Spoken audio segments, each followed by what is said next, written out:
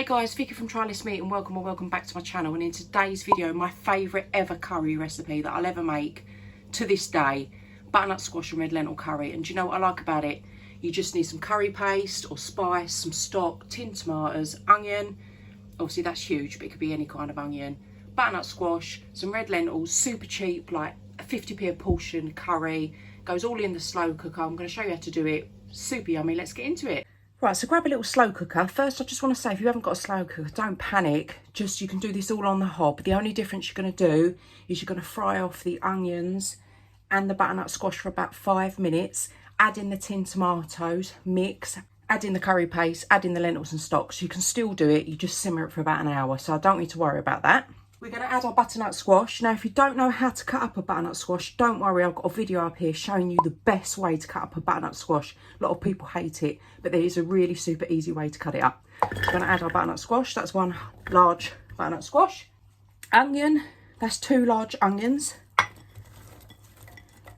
Curry paste, that's 2 large tablespoons. These are like the little pots, but you can use curry paste or you can use, this is korma. It does work really well with korma paste if you've got it. I really would recommend korma paste over anything else.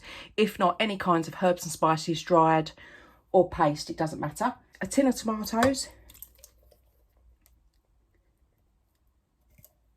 150 grams of red lentils, about 900 mils of stock, so about 1.5 pints. So we're just going to put that straight over, and it looks like a horrible watery mess. Don't panic. You can put this in the slow cooker 3 hours on high or 6 hours on low. The only thing you can add in it, if you've got it, is spinach and coriander. Go really nice in it, but it's budget. So it just depends what you've got. Sometimes I add in some fresh or dried coriander, and if I've got spinach, I'll add it in, but it's optional. So we're just going to, I'll come back to this in 6 hours.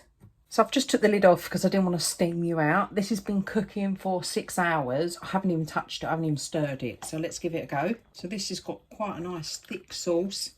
If you want it super, super thick, obviously add in more lentils. What I tend to do halfway through is check it. Taste it. Don't want any more curry powder. Don't want to add any more lentils. But look at that.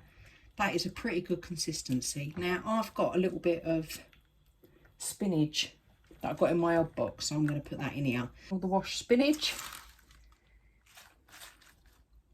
Cook that for about 10 minutes till it's soft and plate up. And there you have it. Look at that. Butternut squash and red lentil curry. Honestly, this is so sweet, this. I've added in the spinach. It looks absolutely incredible. You've got to give it a go. You've got to. It's my signature dish. Trust me, you'll love it. For all things less meat and vegan, any kind of simple cooking, click the subscribe button for future notifications.